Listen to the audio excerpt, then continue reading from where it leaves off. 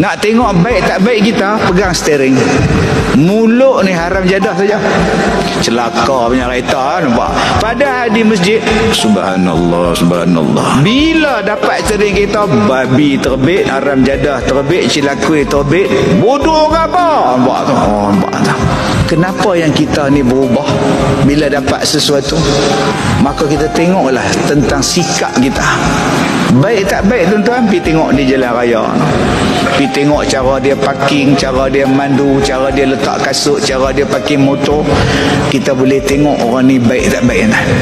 Main tu orang bagi lampu kat dia nak potong, dia brake menyacak tengah jalan, tak brake kat belakang tu. Potong kau kiri tu tiba masuk terik, tak kejut kita.